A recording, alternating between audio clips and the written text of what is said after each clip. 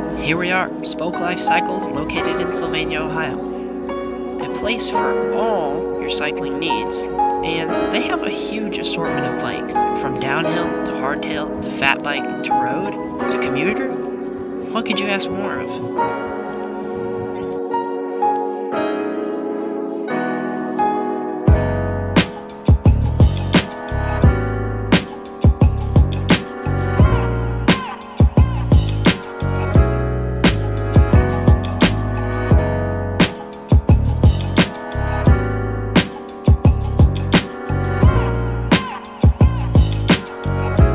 I want to give a really big thanks to Spoke Life Cycles for letting me look at their bike and take it out for a spin.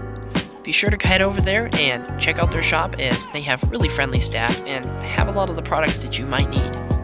Let's begin. We start off with the Fox 36 air fork, which helps to soak up all those bumps on the trail. Really responsive.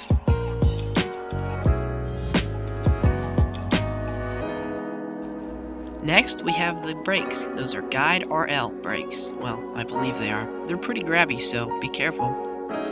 We also have the rotors, which are 180mm. Pretty big for their size, but they help stop you in a heartbeat. Next, we have the Specialized dropper post. It's really responsive, and it actually hit me pretty hard the first time. Next, down at the bottom, we got the SRAM XX1 crankset with, I believe, a race face bottom bracket. It's a very aggressive look from the behind, which, of course, I like. Let's get back to your regular scheduled program. Next, we're onto the pedals. They are straight line pedals, and they are really grippy. I have not slipped a foot on these. Next, we're onto the hubs. They're Evo hubs. Now, I don't know a lot about them, but they sound pretty good to me. We also have a 180mm rotor in the rear, and that helps with grabbing the rear tire when you're flinging around those turns. The tires are Butcher tires, grind, and they're really grippy too. They help me get over rough terrain really easy. Now we're here at the shock. It's really responsive, and it's a DPX2. Next, we have the S-Works carbon bars. There's a little nicking on them, but they're really light and really great. We have that SRAM XX1 Eagle cassette, which helps with shifting and getting around up those hills. Next, we have the SRAM XX1 derailleur, which, well, you guessed it, also helps with the shifting.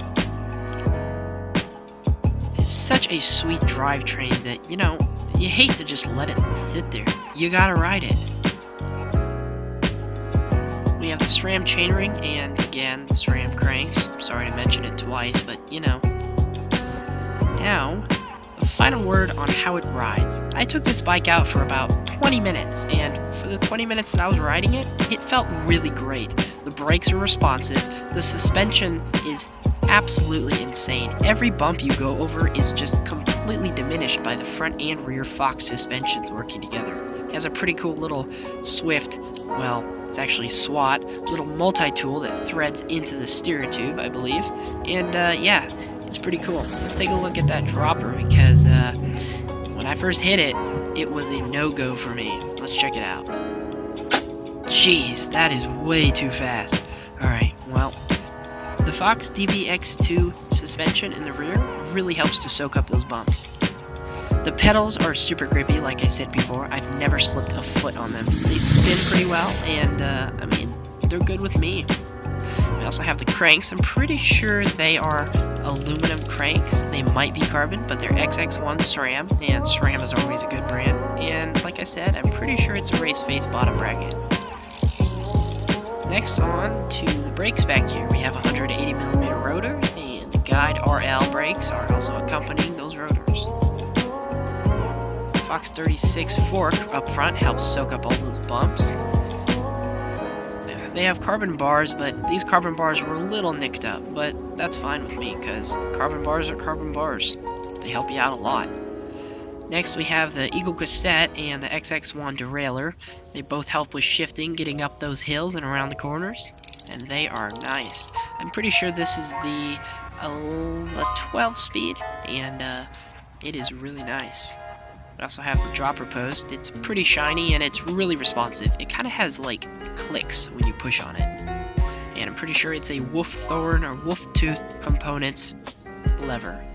The brakes are really nice and responsive, and sometimes they feel a little bit spongy, but other than that, they don't feel that bad.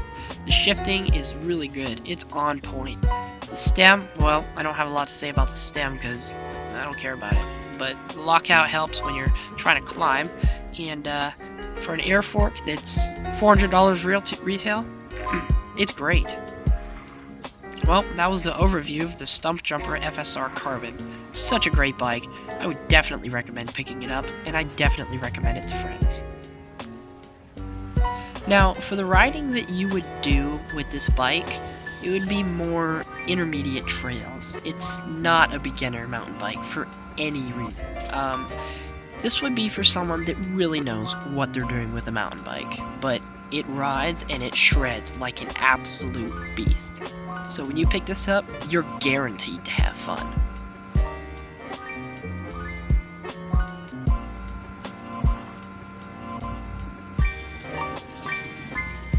I just thought I would throw in this little clip of a Industry 9 hub on a pivot downhill bike. I think, in my opinion, it's the best sounding hub ever. Let's take a listen.